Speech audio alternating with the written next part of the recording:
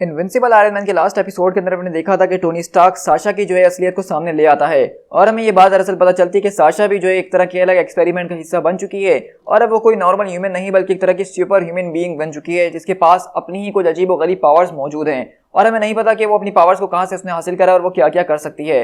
लेकिन हमने देखा जब इसी तरह टोनी स्टार्क अपनी गाड़ी की पहली टेस्टिंग कर रहा था तो अचानक उसकी पूरी की पूरी गाड़ी एक्सप्लोड हो जाती है। तो अब आगे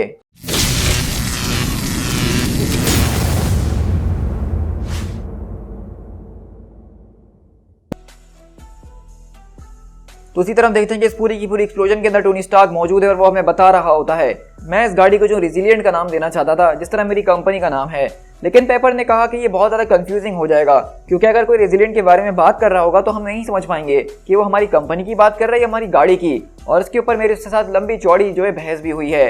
हाँ, ये हम उसका नाम रख भी सकते थे और इसका नाम नहीं भी रख सकते थे, लेकिन इस वक्त जो सारी की सारी बात है वो ये है कि शायद अब वो नाम रखने वाली नौबत कभी आई ना।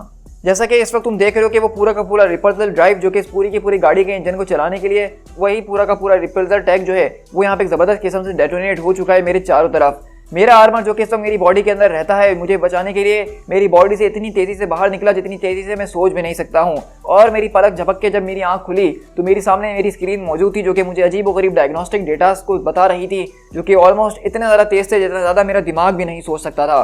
मुझे इस बात की होप थी कि मैं इससे कुछ ज़्यादा बेहतर कर सकता था।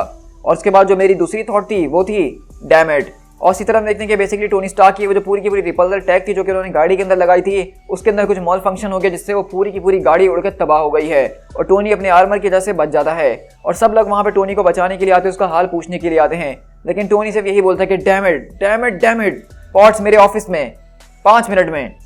तो पॉट्स बोलती है कि हाँ बिल्कुल मिस्टर स्टार्क मैं आ रखी हूँ। और इसी तरह हम देखते हैं पेपर ऑफिस के अंदर आती है। टोनी बोलता है कि दरवाज़ा फ़ौरन से बंद कर दो, मुझे माफ़ करना कि इस वक्त मैं तुमसे इतना ज़्यादा रूडली बात कर रहा हूँ, लेकिन ऑलरेडी काफ़ी ज़्यादा सेटबैक्स और एम्बैरेसमेंट के बाद मैं अभी सब कुछ बर्दाश्त नहीं कर सकता हूँ। तो पेपर बोलती है कि तुम्हारा क्या मतलब है टोनी, तुम क्या कहना चाह रहे हो। लेकिन हम देखते हैं कि टोनी वहाँ पे कुछ बोलता नहीं और शीशे के ऊपर कुछ वर्ड्स लिखता है जो कि होता है सैबॉट। तो इसे पेपर बोलती है कि मुझे माफ़ करना मिस्टर स्टार्क, लेकिन इसका क्या मतलब है। लेकिन इतनी देर में हम देखते हैं कि मिसेस एल्बोगास्ट यहाँ पे आती हैं और टोनी बोलता है कि मैं आपके लिए क्या कर सकता हूँ। तो वहीं से वो कहती है क्या तुम्हारे पास एक मूवमेंट है, क्योंकि मुझे इस वक्त तुम्हें फौरन से इस न्यूज़ को दिखाना ही होगा जो कि हर चैनल के ऊपर चल रही है। और हम देखते हैं कि बेसिकली टीवी के अंदर ये न्यूज़ बताई जा रही होती है जिस तरह कल रात टोनी स्टार्क के ऊपर एक ज़बरदस्त किस्म का टेररिस्ट अटैक हुआ है, तो इसकी वजह से वो लोग पूरे के पूरे एक्सपो को जो है सस्पेंड कर रहे हैं और कब तक के लिए कर रहे हैं इसके बारे में कुछ नहीं पता। क्योंकि अगर टोनी स्टार्क वहाँ पे अपनी टेक्नोलॉजी को लेकर आने वाला है तो उसका मतलब उसके टेररिस्ट उसके पीछे वहाँ पे भी आएंगे और हम अपने सारे के सारे ऑडियंस और इन्वेस्टर्स की जान को खतरे में नहीं डाल सकते हैं। तो इसी तरह हम देखते हैं कि बेसिकली टोनी स्टार्क का जो एक आखिरी मौका था अपनी गाड़ी को दिखाने का अब वो ऑलरेडी जा चुका है, यानी कि एक्सपो तो हो ही नहीं रहा।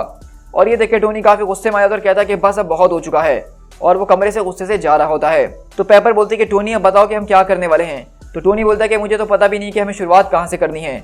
लेकिन वो शायद ठीक कह रहा है क्योंकि इस एक्सपो के अंदर वो लोग आने वाले थे जो कि ज़बरदस्त किस्म के गीक्स थे जो कि इन सारी की सारी टेक्नोलॉजी को अप्रिशिएट करते, वरना दुनिया में ऐसा बहुत से लोग हैं जिनके पास पैसा है लेकिन उस टेक्नोलॉजी को समझ नहीं सकते हैं। ये एक्सपो एक वाहिद ऐसी जगह थी जहाँ पे वो लोग आते हैं जो कि हमारी चीज़ को समझ पाते। लेकिन अब वो पूरी की पूरी ऑडियंस अगर उस एक्सपो के अंदर नहीं आ रही है तो हम उस ऑडियंस के पास जा सकते हैं। वैसे भी हम ऑलरेडी सियाटल सिटी के अंदर मौजूद है जहाँ पे एक्सपो होने वाला था। इसका मतलब ये है कि जो लोग एक्सपो के अंदर आने वाले थे वो भी इसी सिटी के अंदर मौजूद हैं, तो क्यों ना हम उनको अपने पास बुला लें और अपनी चीज़ दिखा दें। मेरे ख्याल से वक्त आ चुका है कि हमें अपनी बेटी कार को यानी कि दूसरे वाले मॉडल को जो है फ़ौरन से तैयार करना होगा और उसको चलाने के काबिल बनाना होगा। तो पेपर बोलते हैं कि टोनी आखिरकार उस दूसरी चीज़ के बारे में क्या जो तुमने विंडो के ऊपर लिखी है। तो टोनी वहाँ पे बोलता है कि हमें नहीं पता कि कौन हमारी बातों को सुन रहा है और कैसे। और अगले पल टोनी अपने हाथ पे एक और चीज़ लिखता है, उस पर लिखा होता है वी आर डूम्ड। इसी तरह हम देखते हैं कि टोनी बेसिकली गार्सन के पास जाता है जहाँ पे वो दूसरे प्रोटोटाइप के ऊपर काम करना शुरू हो चुका है और वहीं से वो बताता है कि मैंने सारी की सारी चीज़ों को चेक करने की कोशिश करी है और मुझे ऐसा ही लग रहा है कि यहाँ पे हमारे ऊपर किसी और ने अटैक नहीं करवाया बल्कि हमारे अंदर कोई मसला था। तो टोनी बोलता है कि हाँ मैं इस बात को गाड़ी के अंदर बैठने से पहले ही जान चुका था कि वो रिपल्सर डेटोनेशन होने वाली है। तो वहीं से गार्सन बोलता है कि क्या मतलब, अगर तुम्हें पता था तो तुम उसके अंदर बैठे ही क्यों। तो टोनी बोलता है कि मुझे ये बताओ कि मैंने तुम्हें फायर क्यों किया था। तो गार्सन बोलता है कि एक्सक्यूज़ मी। तो टोनी बोलता है कि तुमने मुझे ठीक सुना, जब मैंने तुम्हें अपनी कंपनी से बाहर निकाला था तो उसके पीछे एक वजह थी, तुम उस वजह को जानते हो तो मुझे बताओ कि मैंने तुम्हें फायर क्यों किया था।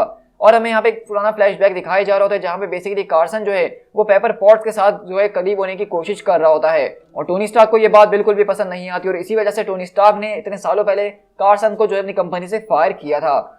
तो कार्सन वहाँ पे एकदम बोलता है कि पेपर, तुमने मुझे कंपनी से पेपर की वजह से निकाला था। तो टोनी बोलता है कि हाँ हाँ, तुमने बिल्कुल ठीक कहा, तुमने पेपर के साथ करीब होने की कोशिश करी थी, जो कि उसको अच्छा नहीं लग रहा था और मुझे भी नहीं लगा, तो इसलिए मैंने तुम्हें कंपनी से बाहर निकाला। तो चलो अब मैं तुम्हें बताता हूँ।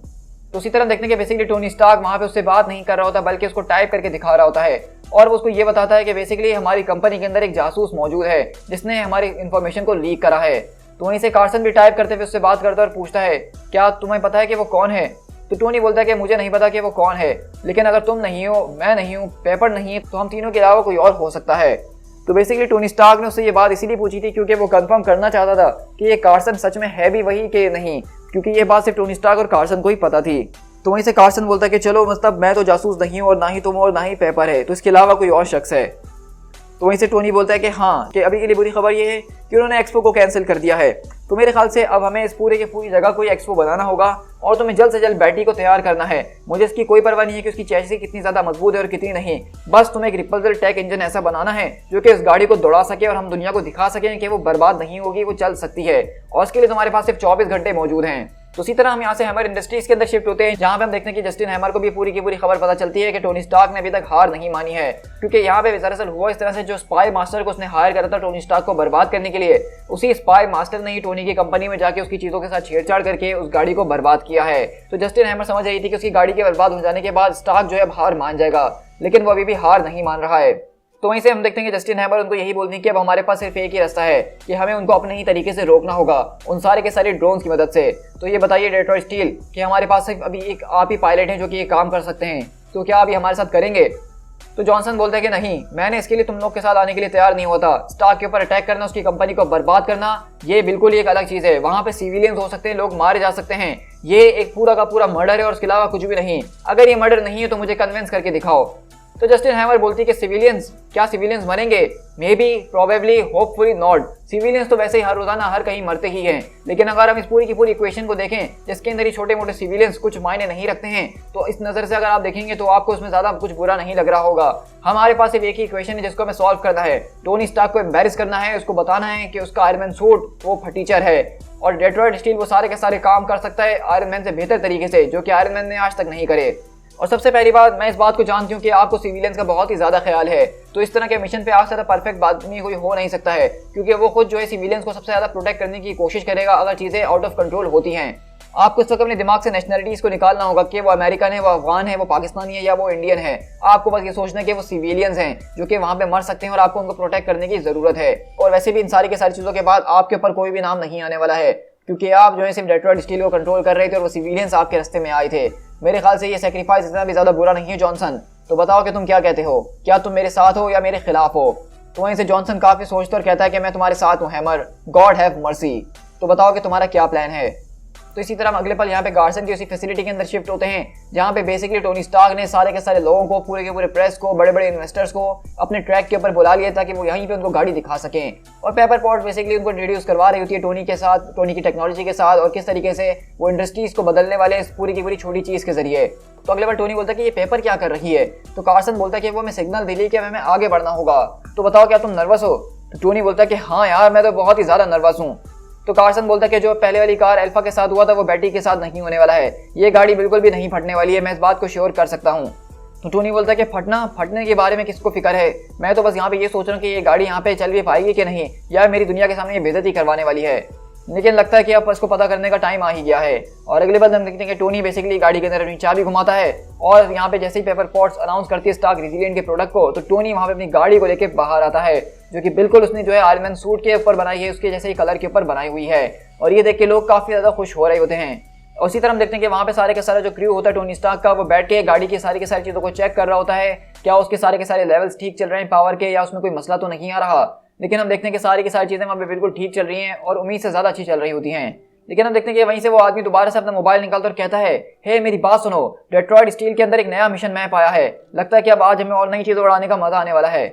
तो वहीं से मिस्टर कबाबा बोलते हैं कि सीरियसली इस वक्त तुम यहाँ पे ये बातें कर रहे हो, हम इस वक्त फ्यूचर बनाने की कोशिश कर रहे हैं, हम इस वक्त ये मेक श्योर कर रहे हैं कि वो आरटी कार दोबारा से ब्लो अप ना कर जाए हज़ारों लोगों के बीच में, और तुम इस वक्त यहाँ पे स्टूपिड से डेट्रॉइट स्टील के गेम के बारे में पढ़ी है।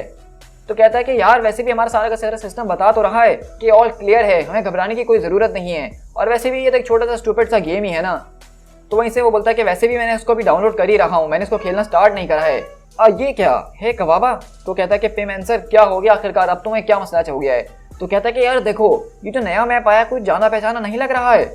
और अगले पल हम देखते हैं कि बेसिकली वो जो मैप होता है वो कहीं और का नहीं बल्कि उसी ट्रैक का होता है जिसके ऊपर टोनी स्टार्क अपनी गाड़ी को भगा रहा है। और इस तरह देखते हैं कि टोनी पेपर यहाँ पे गाड़ी के साथ आगे बढ़ रहे होते हैं और उनको लग रहा होता है कि अब सब कुछ परफेक्ट होने वाला है। लेकिन तभी अगले पल वो समझ जाता है पिंकमैंसर कि दरअसल वो जो पूरा का पूरा मैप है वो उनके ही ट्रैक का है और सारे के सारे ड्रोन्स वहीं पर अटैक करने के लिए आ रहे हैं। उसी तरह हम देखते हैं कि वहाँ पे हैमर के दर्जनों ड्रोन जो है उनके ऊपर अटैक करने के लिए आ रहे होते हैं। तो पिंकमैंसर बोलता है भागते हुए फौरन कि वो यहाँ पे आ रहे हैं, हमें उनको रोकना होगा। तो कबाबा बोलता है कि पिम तुम क्या बात कर रहे हो आखिरकार? उसी तरह हम देखते हैं कि बेसिकली पेपर पॉट्स वहाँ पे झंडा हिलाते हुए टोनी स्टार्क को आगे बढ़ने के लिए कहती है और टोनी स्टार्क अपने पूरे के पूरे एक्सीलेटर को लॉक करते हुए गाड़ी भगा रहा होता है।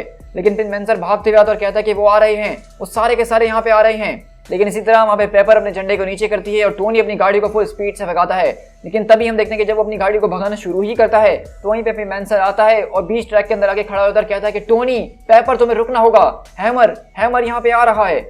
और हम देखते हैं कि टोनी स्टार्क के सामने आके पिंकमैंसर गिरता है और टोनी बहुत मुश्किल से अपनी गाड़ी के ब्रेक्स लगाता है और कहता है कि आखिरकार अब तुम्हारे साथ क्या मसला हो गया है?